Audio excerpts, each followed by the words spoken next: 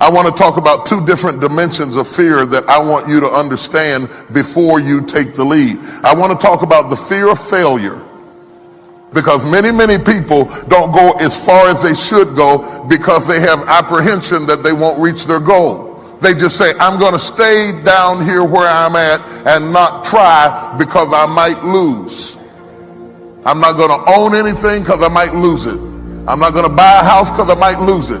I'm not going to get married because I might get a divorce.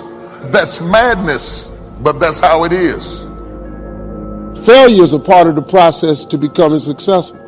Michael Jordan, the greatest basketball player in the world, he took 946 game-winning shots. He has only made 146 of those. You know what they write about? When he make it. So when you fail, it's a part of the process. Keep going. You're supposed to fail. Shit, who you know that gets it right all the time? That's impossible. Have you given yourself permission to succeed? Or are you so intimidated by the fear of failure that you don't try? On the other side of it is the fear of success. I want it, but I don't want all the stuff that comes with it. I don't want to deal with all the problems that come with it. I don't want to deal with the pressures that come with it. I can't handle it. I'm going to stay on this lower level. And when you do that, you are left with nothing but the hope of magic.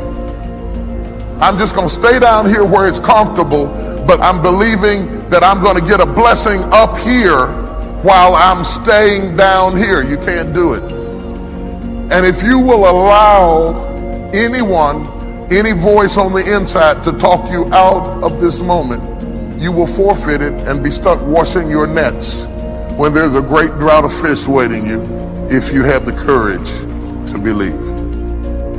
So deciding as you look at your life, as you look into the future and say, what fears am I holding on to that's keeping me from breaking out, that's keeping me from living up to my true potential, that's keeping me from having a sense of adventure and excitement in my life?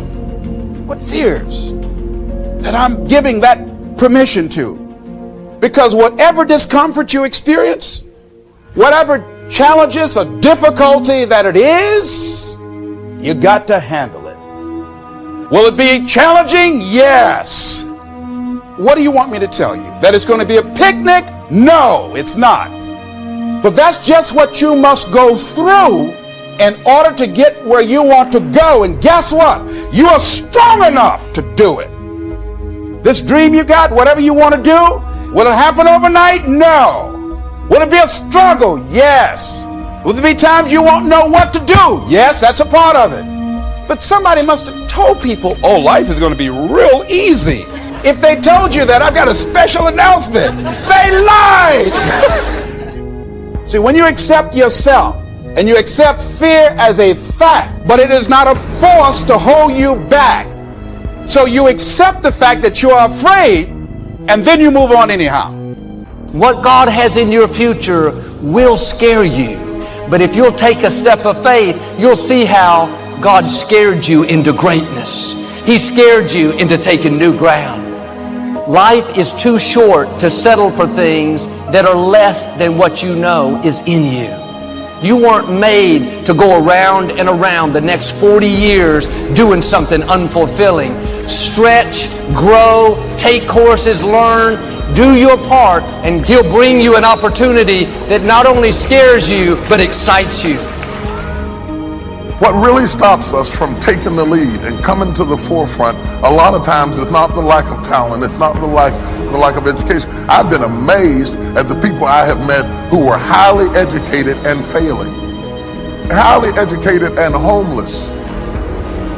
So education alone is not the solution. I've worked in penal institutions and seen people who were very gifted and incarcerated.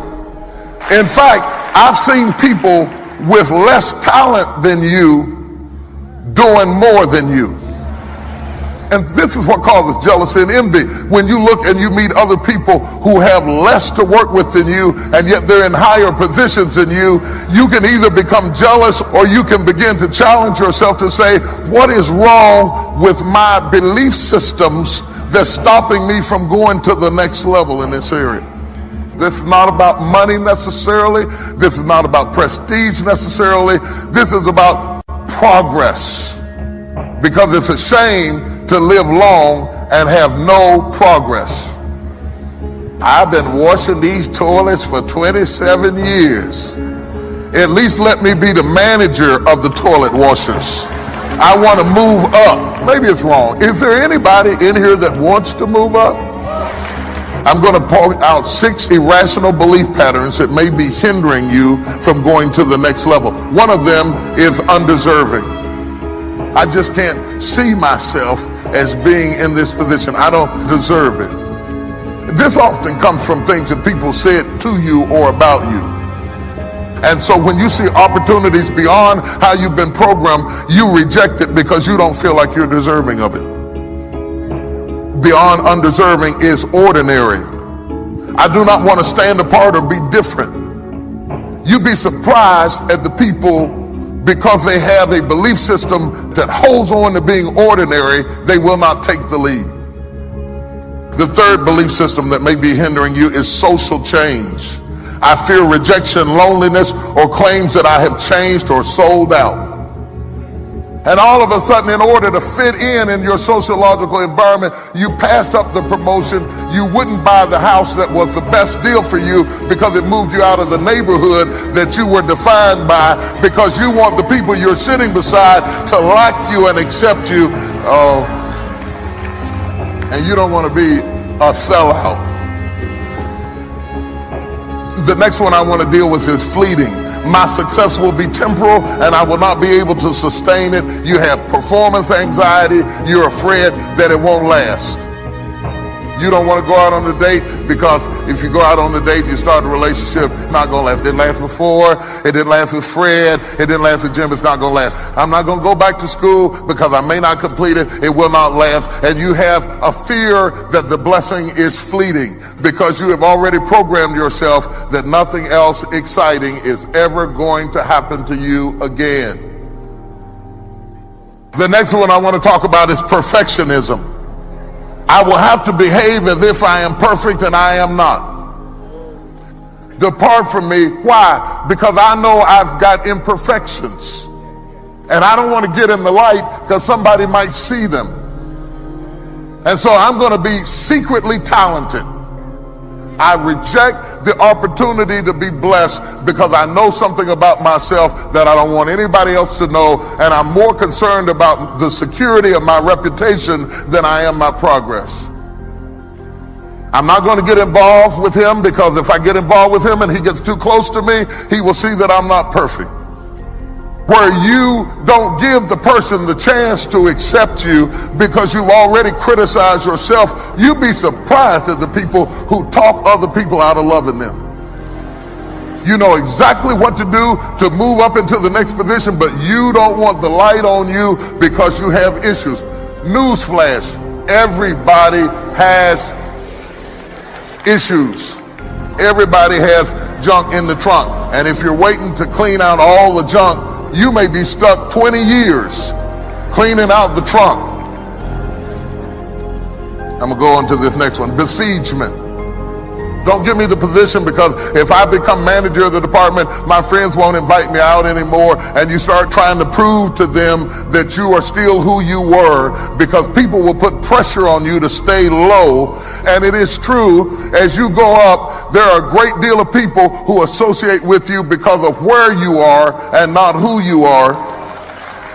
Because when you first start going up amongst people who haven't gone up and they start trying to pull you down because they say, you know, you're the first one in our family to get a degree. You ought to take care of this and you ought to take care of that. Some of you know what I'm talking about. And some people, for fear of having that pressure on them, forfeit the success and stay down rather than to go forward. The inability to manage these fears creates self-sabotaging, self-handicapping situations where you're incapable of moving forward, and it makes you a chronic underachiever. The maybe they'll like me better syndrome keeps you locked into a system that you can't get out of.